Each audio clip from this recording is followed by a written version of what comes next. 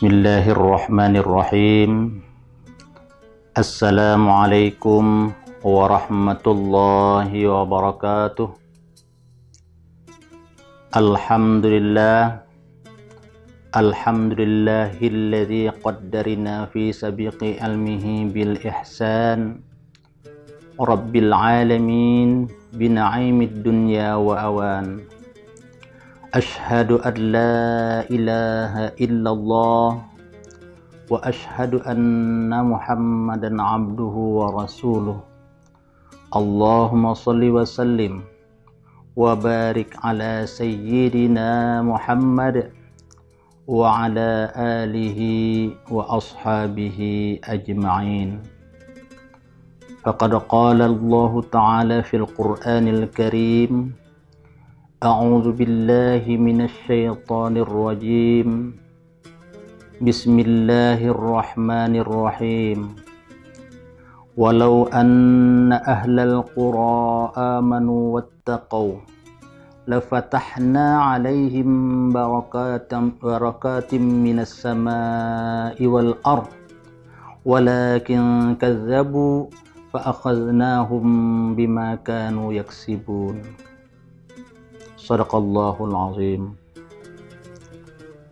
Kaum muslimin, para pemirsa yang dirahmati Allah, pertama-tama saya mengajak kepada kita semua, mari senantiasa kita bersyukur kepada Allah Subhanahu wa Ta'ala atas segala limpahan rahmat dan nikmat yang diberikannya kepada kita, sehingga dengan rahmat dan nikmat itu pula lah kita dapat membaktikan diri kita kepada Allah Subhanahu wa Ta'ala guna pengabdian kita yang setulus-tulusnya.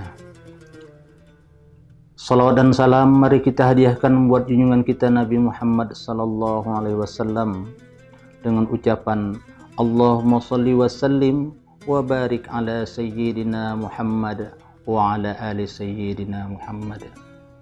Para pemirsa yang dirahmati Allah, dalam hal ini saya mengajak kepada kita semua kaum muslimin muslimat untuk merenung sejenak apa saja yang telah kita lakukan dalam kehidupan kita ini.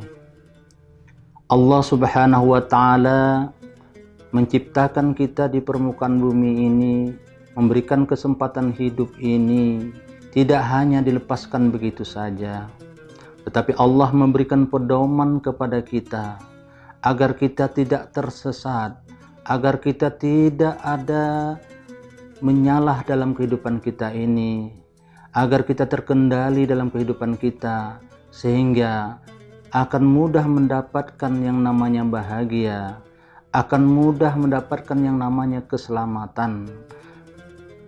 Allah memberikan kita Al-Quran sebagai pedoman, sebagai panduan.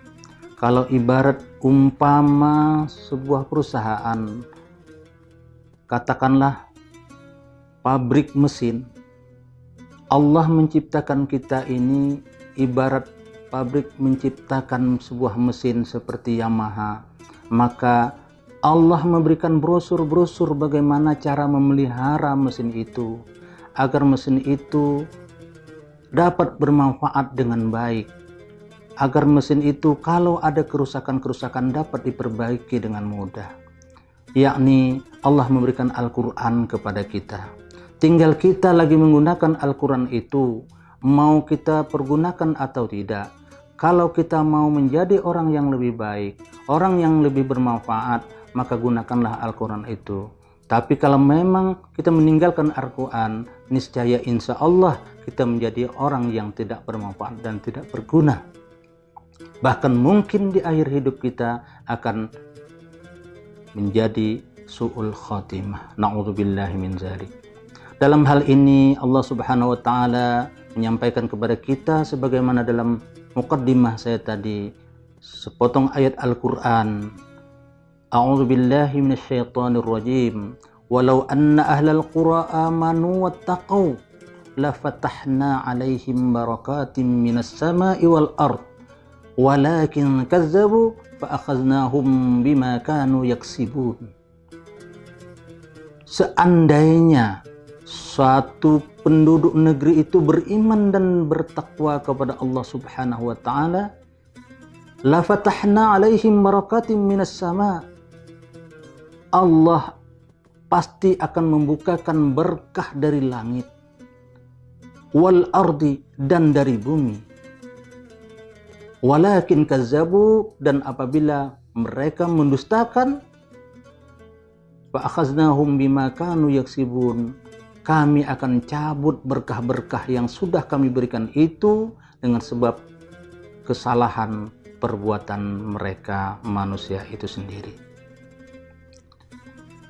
Kalau Allah memberikan berkah dari langit, maka insya Allah yang namanya hujan akan turun ke bumi, menyuburkan bumi.